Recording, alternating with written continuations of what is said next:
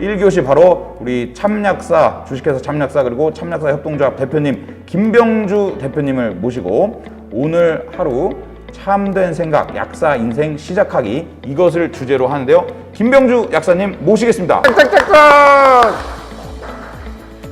네, 저는 첫 번째 강의를 맡게 되었고요. 약사한 인생 시작하기, 오늘 하루 참된 생각이라는 주제로 발표를 진행하겠습니다. 네, 트렌드 코리아 2021에서는 김난도 교수님께서 얘기한 이야기가 있습니다. 그동안의 10여 년 동안 트렌드 코리아를 만들면서 사실 이 방향에 대한 것들이 크게 바뀐 적은 없다. 다만 오히려 코로나로 인해서 이 속도감이 굉장히 빨라졌다는 이야기를 하고 있습니다. 마치 5년을 앞당긴다는 이야기를 하고 있는데 예를 들면 언택트부터 시작해서 비대면에 대한 부분도 굉장히 많이 발전된 부분이 있었을 거고요.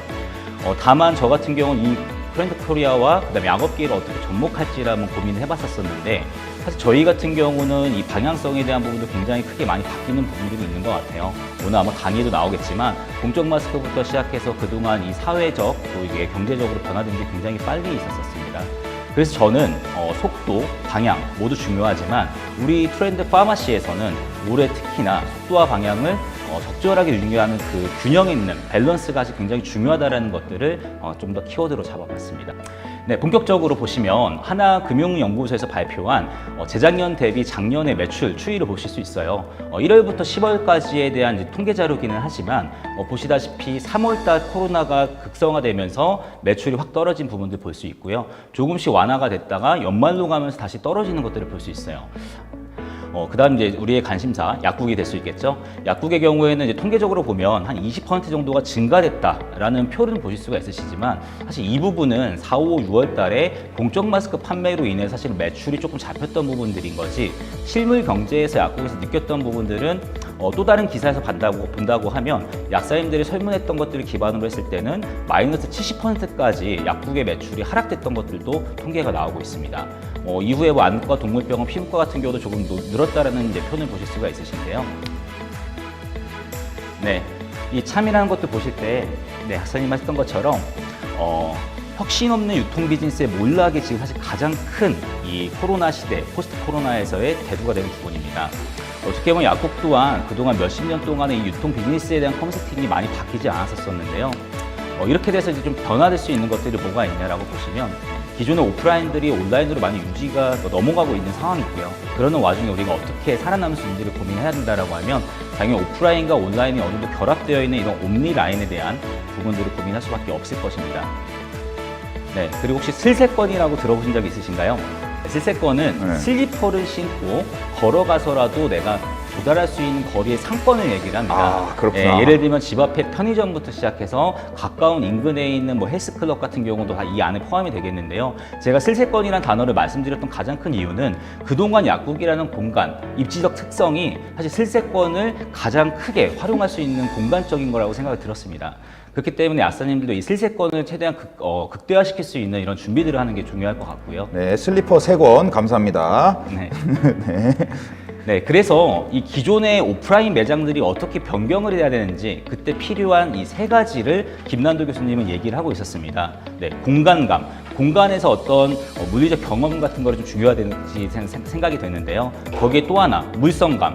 예를 들면 이렇게 만질 수 있는 거라든지 체험할 수 있는 것들, 네, 체험감까지. 그래서 이 공간감, 물성감, 체험감을 최대한 극대화시킬 수 있는 오프라인 매장이 살아남을 수 있다라는 이야기들이 나오고 있고요. 네, 또 하나 저희가 재작년부터 가장 이슈가 됐던 거였죠.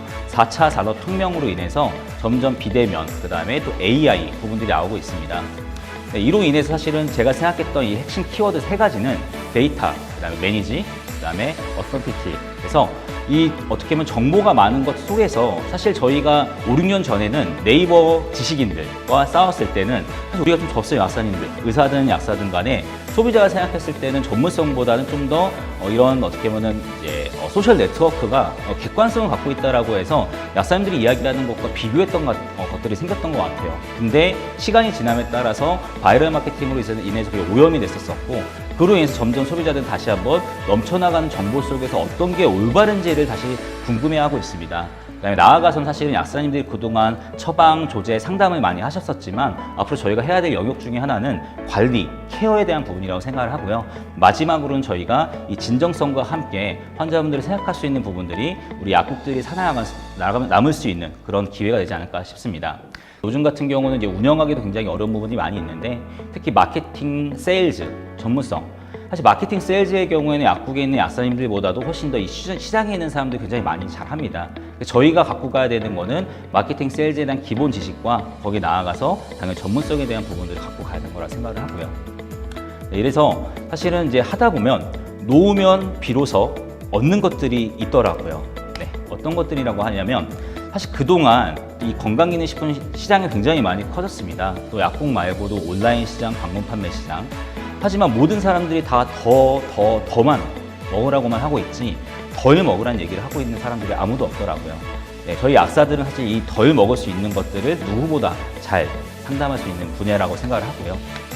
또 하나가 뭐냐면 그동안 저희는 이제 아픈 사람들을 위해서 많이 신경을 썼다라고 한다면 그동안 이제 앞으로는 건강에 대한 전반적인 것을 케어를 하면서 앞으로 아플 사람들까지 케어를 해야 될 거라는 생각이 듭니다. 그리고 그 앞에는 사실 사람을 위해서 우리가 행동해야 되지 않을까라는 생각을 갖고 있고요.